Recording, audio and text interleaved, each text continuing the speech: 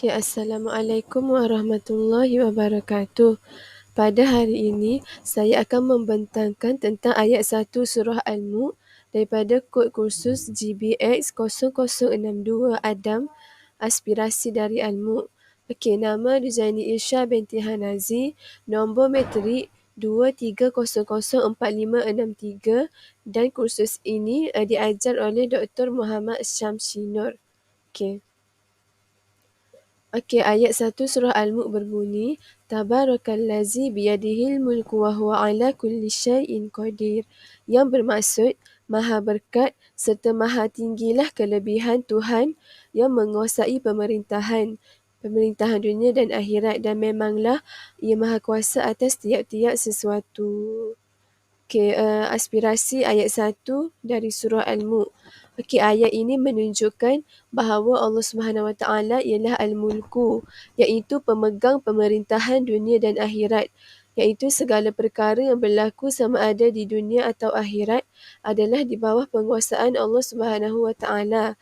Sekecil-kecil benda hinggalah yang terbesar, semuanya adalah di bawah penguasaan Allah Subhanahu Wa Taala. Selain itu, kita sebagai manusia hendaklah sedar bahawa segala benda yang wujud di seluruh alam semesta ini adalah milik Allah Subhanahu Wa Taala, dan kita hanyalah hamba di sisi Allah Subhanahu Wa Taala. Okey, semua benda atau perkara yang kita peroleh adalah merupakan pinjaman dari Allah Subhanahu Wa Taala.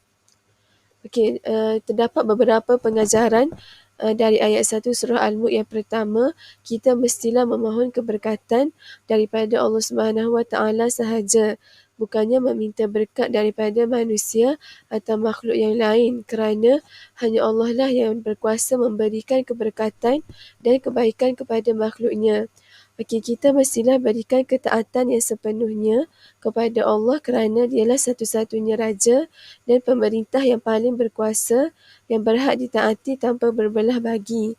Okey, yang ketiga, sebagai hamba yang mengaku beriman dan taat kepada Allah, kita wajiblah mematuhi segala hukum, undang-undang dan peraturan yang telah ditetapkan oleh Allah. Okey, yang keempat, kita sebagai hamba Allah hendaklah sentiasa melakukan perkara-perkara yang ikhlas kerana Allah Subhanahu Wa Taala agar mendapat keberkatan darinya.